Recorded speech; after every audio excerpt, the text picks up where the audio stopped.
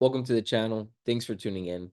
So today what I'm going to be talking about, I'm just going to go over briefly about Turo and Uber. They've teamed up. And first we're going to get into a little bit about Uber, right? So a lot of you watching this are familiar with Uber, and Uber is, been around for a while. But what they're starting to get into is they're starting to partnership with car rental companies and rideshare companies. So I'm going to go over a little bit. I got a little bit review here on Google about it to give you a little bit more in depth. So Uber has a few different ways that car rentals and Uber interact. And here is saying driving with Uber. Drivers can rent a car through Uber's approved partners to drive for Uber. Drivers must be at least 25 years old and have a valid credit card or debit card. Some of the rental companies that Uber's partner with include Avis, Hertz, Share, Get Around, Zip Cars. Right? So those are just some of the companies. There may be more, but recently they announced that they went ahead and also partnered now with Turo. And I'm on the Turo platform. It's a car sharing platform. I'm not on the other one, so I don't know that much about them. But I've had success on Turo. I've been over there on the platform for a little bit over 2 years. Some people do well on Turo, some people don't. Some people that may be watching may be considering joining the platform. It might have been on their mind. If you're thinking about joining Turo and you're curious to know like some of the things I use for my Turo fleet, I did put the links in the description. So go ahead and check that out. You can see the things I've used that may be a help to you if you're thinking about joining the platform, or even if you already are on the platform, you might want to check them out. Now, I'm going to also share my opinion, what I think, how it's going to affect, if it's good, bad. And I'm going to also share some of the people that I don't think is going to be affected with this, because it's all really going to depend on the type of cars that you're renting out. But before we get into that, here it is. You can go on the Turo website, Turo.com. For those of you that may not be sure how exactly it's spelled, that's how it's spelled. So go ahead and check it out. But I'm on the actual Turo website, and you can read the article, but you don't have to because I'm going to go over it. Let's see. So not today's. That's what they said on here. But Toro's pleased to announce a multi-year partnership with Uber, which will enable Uber customers to rent cars from Turo directly from the Uber app. So they're going to make it seems like really easy. If you have the Uber app, you can go ahead and book cars on Turo. But this won't begin until early 2025. So we're still in 24. We're not there yet, but we're getting closer. So in 2025, Uber will bring Turo selection of cars, over 1,600 cars and models, to the Uber rent platform. The partnership aims to unlock more opportunities for Turo hosts to turbocharge their business. So basically, they're making it sound like this is going to be good for people that are on the platform, that they're going to be able to book their cars more.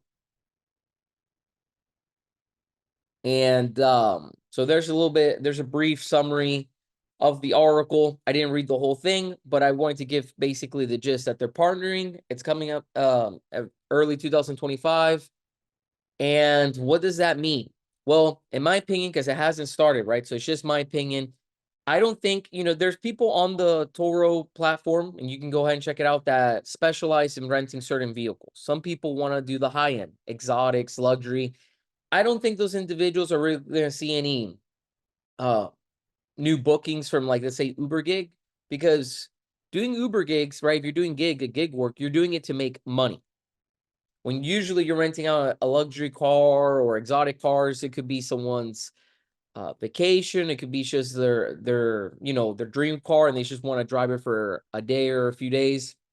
But this is gig work where they're actually using the car to make money. So you want to obviously book the car at its lowest price. If you're just going to be going around town and driving people, to different areas that they need to go, you're probably, again, economy cars. If you're going to be delivering food, right, doing the DoorDash and things like, Uber Eats, sorry. You're going to be doing Uber Eats and things like that, you're going to be looking for economy cars. And that's what I think is those, like me, that's what I do, right? I focus on economy cars, and I'm probably going to see something from this. I'm probably going to get more bookings, And you also have to keep in mind, these people, when they book your car, they're going to just be driving. They're going to be driving it. Right now, at least where I live by an airport, and 100% basically, well, no, I changed it now to 100%. Everything's been coming from the airport. I don't really get any. I do have an address where you can pick up the car, but no one for months now has done that.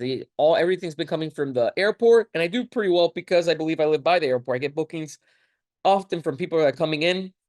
I live in the 4 area, so a lot of people that come in, they want to go to the theme parks. Disney World's popular, Universal, and they're just going basically to their hotel and the theme parks, and then the vehicle doesn't get driven that much. They come back pretty much clean most of the time. It's a quick vacuum, and they're ready to be turned around.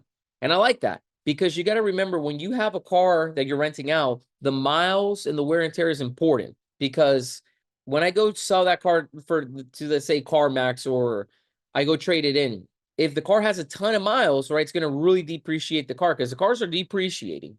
But I don't want them to depreciate so much that when I go sell it, I don't make any money, because I just had it racked up with a ton of miles. Now, luckily, at least what I do, and this is up to you. Some people on Turo do the unlimited miles, which I don't recommend. Now, that's my opinion. You can do as you wish, but I don't recommend that, because a gig worker can rent your car and just fill it up with miles for however long they have it. At least what I have, you have 200 miles a day with my cars if you rent one of them. Now, 200 miles is a lot of miles, but if they go over that, I start to get money off the mileage. And that way it helps me make a little bit more off the vehicle, since it's taking, it's going to depreciate even more now that it's gone over 200 miles a day. Luckily, no one goes over the 200 miles for me. Not saying that that won't happen. I've heard stories that people have rented out cars, and the individuals that rented it have gone way over miles. And that could happen to me. That could happen to anybody. But so far, it has not happened to me, because I feel like 200 miles is a lot. And because a lot of people that book the cars are just going to the theme parks, they tend to not do that much driving. Now, I've had bookings where people do fly in and they're not going to the theme parks. They're here to see family. They're here to do other things. But even those people don't drive it excessively. So luckily, I haven't had issues with excessive miles, and that retains the value of my cars when I go get out of them, because I get out of the cars yearly. And a lot of people, if you've seen other videos, they wonder, how are you not upside down? And that's a battle that you're going to have if you go on Turo.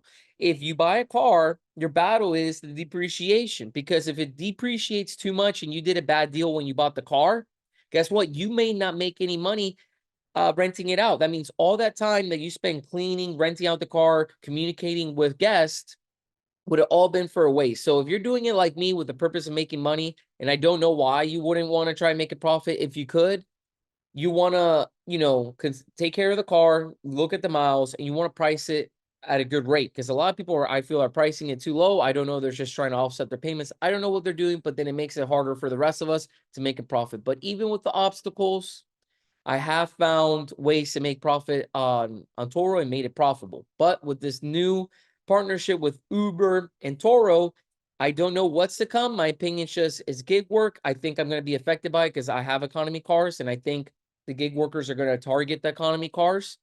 And I think because they're doing gig work and it's going to be driving around, the car's going to get basically beat up a little bit more, because it's constantly going to be on the road, most likely. So I have to see how that works out for me if they do book it. Because even though I do a 200-mile limit per day, I don't really want the cars to be driven that much. And now that could be a possibility with this coming to 2025. Now, when that time comes and I get some people doing the gig work, I'll definitely going to share my experience. Now, if you are on Turo, or you're thinking about joining Turo and you have questions, down in the comments below, ask questions. Let me know your opinion. If you're a Turo host, what you think about this partnership. Do you think it's good? Do you think it's positive? Also, do me a big favor. If you enjoyed the video and liked it, smash the like button. Don't forget to subscribe. I really would appreciate it. And I'll see you on the next one. Thanks again for watching.